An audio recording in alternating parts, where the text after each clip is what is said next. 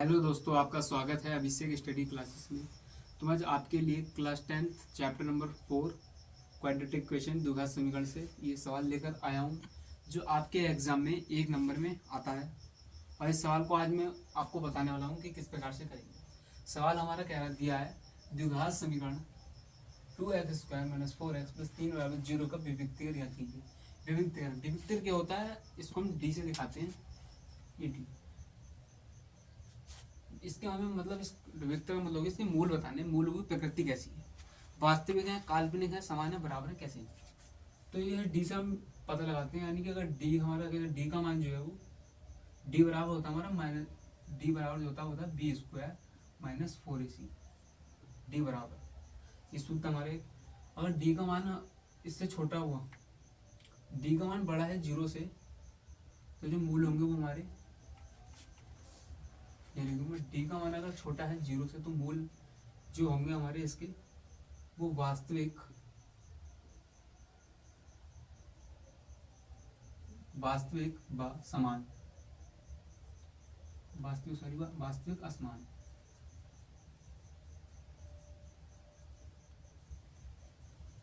और यदि डी का मान बराबर है 0 के, तो मूल वास्तविक व समान होंगे। इसको नीचे लिखो। और डी का मान छोटा है 0 से, तो मूल काल्पनिक होते हैं हमारे।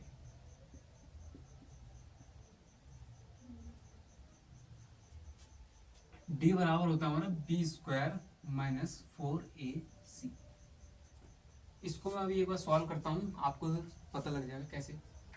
जैसे समीकरण हमारी 2x² - 4x + 3 = 0। इसकी तुलना अगर हम व्यापक रूप से करते हैं, द्विघात समीकरण में व्यापक रूप हमारा होता है ax² + vx + c = 0 से इसकी तुलना कर दें, तो a बराबर हमारा 2 आ जाएगा यहाँ, v बराबर -4 और c बराबर 3। अब हमें a और b c के मान पता चल गया, हमें यहाँ रखनी है। और फिर हमको, अगर हमारे d का मान 0 से कम आता है तो काल्पनिक मूल्य, 0 के बराबर होता है तो वास्तविक व असमान मूल्य, और 0 से बड़ा आता है तो वास्तविक व समान मूल्य। अब देखते हैं, आइए रखते हैं, देखते हैं। तो डी बराबर बी का मान आपको दिख रहा है -4, तो -4 रख दिया, इसका स्क्वायर -4 गुणा ए बराबर आपका क्या है 2 गुणा सी बराबर 3, तो 3। तो डी बराबर आ गया हमारा 16 - 4 दूनी 8, 8 3 24, यानी कि 16 - 24। तो यहाँ हमारे जो डी बराबर आ गया, 16 प्लस के हैं, 24 माइनस के हैं, यानी कि माइनस के नंबर बड़े हैं। तो अगर हम -24 में से 16 घटाते हैं, तो हमारे जो डी बराबर आता है -8 आएगा। अब -8 है, यानी कि माइनस से नंबर ज्यादा, यानी कि 0 से छोटा है। तो डी का मान जो आया हमारा 0 से छोटा आया, इसलिए जहाँ मूल होंगे वो इसके काल्पनिक होंगे। मतलब इसका मूल ज्ञात नहीं करते, काल्पनिक होंगे, हम अनुमान नहीं लगा सकते कैसे मूल निकल के आएंगे। तो डी का मान इससे इसलिए पता चलता है। अब एक सवाल मैं और कराता हूँ आपको इसी के ऊपर, आप ये उतार लीजिए।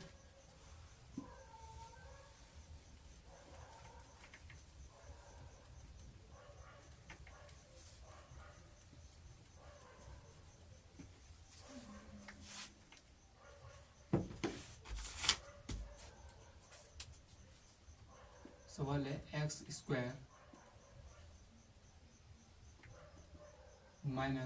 3x - 10 = 0।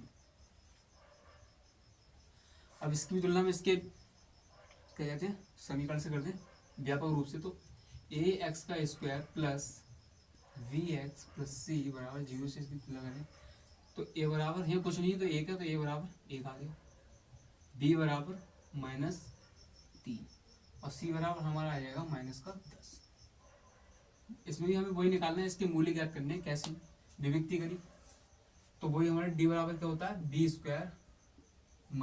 4ac, b का मान -3, तो -3 का स्क्वायर -4 गुणा ए बराबर आपका 1, तो 1 रख दिया, गुणा सी बराबर है हमारा 10 -10, तो -10, -3 का स्क्वायर 9 होगा, -3 का स्क्वायर यानी कि -3 गुणा -3, माइनस माइनस प्लस हो जाएगा और 3 3 9,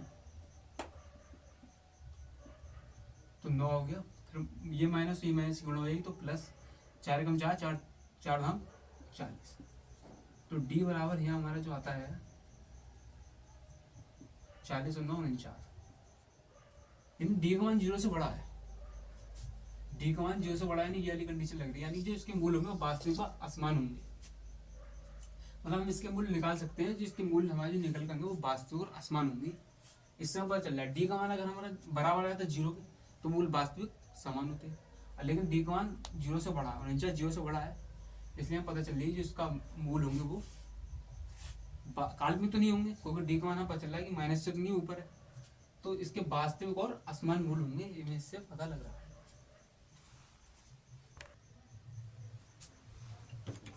तो डी का मान हमारा बड़ा आ रहा है इससे 0 से, इसलिए हमें पता चल रही है इसके मूल निकलेंगे।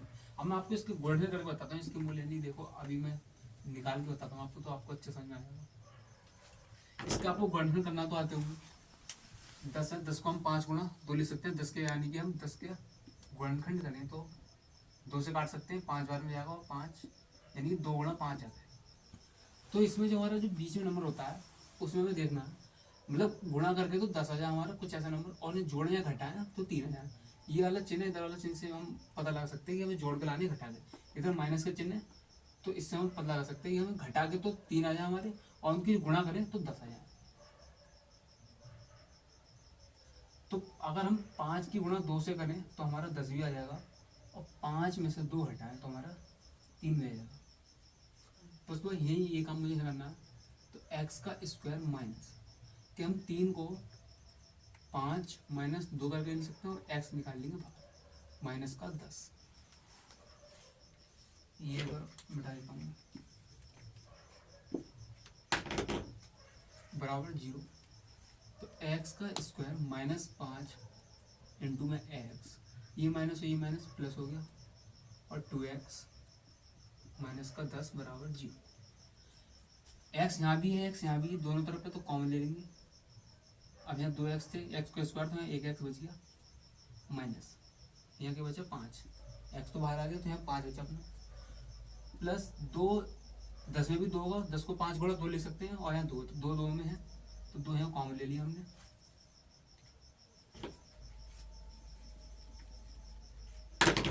दो कॉमन ले लिए, क्या बचा x, यहाँ माइनस चिन्ह माइनस लगा दिया। अब 10 में हम 2 कॉमन ले लिए तो 5 बचा बराबर 0, यानी हमारा जो एक x बराबर x माइनस 5 आ गया, और एक ब्रैकेट में x प्लस 2, यानी इस x बराबर 1 अगर हम x माइनस 5 0 के बराबर है तो x बराबर हमारे यहाँ से 5 आ जाएगा 1, और x प्लस 2 बराबर 0 करें तो एक x बराबर हमारा यहाँ से -2 आ जाएगा, यानी कि इसके मूल निकल के आ रहे हैं, इसके मूल वास्तविक है, वास्तविक है मान से x के मान निकल गया है वास्तविक, लेकिन समान नहीं है, मतलब एक x बराबर 5 है, एक x बराबर -2 है, इससे हमारे जो मूल है इसके वास्तविक और असमान है, और यही हमें यहाँ से पता लग रहा था क्योंकि डी का मान 0 से बड़ा है, तो इससे हम इसके हमने गुणनखंड कर लिया, पता भी चल गया इसके मूल हैं, निकल सकते हैं। अब जैसे इस समीकरण है इसके भी अगर मैं निकाल के दिखाऊंगा आपको, इसके मूल निकलेंगे, ये उतार लिया होगा आपने।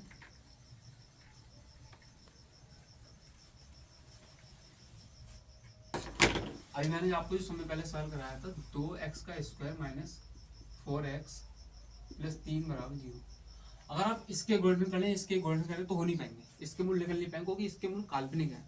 इससे हमें ये पता लग जाता है कि हाँ इसके गुणनखंड नहीं हो सकता, हम इसके गुणनखंड नहीं कर सकते, इसके मूल नहीं निकाल सकते, क्योंकि आप इसको तोड़ नहीं सकते। आप यहाँ 2 3 की गुणा 6 में करेंगे, 6 को क्या ले सकते हैं आप 2 गुणा 3, और अगर 3 में से 2 घटाते हैं तो 1 आएगा, 4 तो नहीं आ पाएगा, मतलब इससे हमें इससे ये पता चल जाता है कि इसके जो मूल है वो काल्पनिक होंगे, हम ऐसे गुणनखंड करके निकाल नहीं सकते हैं।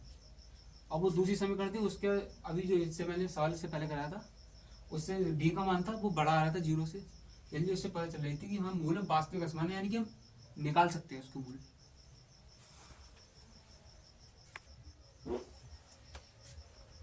तो दोस्तों आपको ये सवाल समझ में आया होगा मैं आशा करता हूँ, और कल से हम आपके लिए लेकर आ रहे हैं मोस्ट इंपॉर्टेंट क्वेश्चन जो आपके पेपर में हर साल आते हैं। तब तक के लिए हमारे चैनल से जुड़े रहें और वीडियो को ज़्यादा से ज़्यादा शेयर करें। जय हिंद, जय भारत।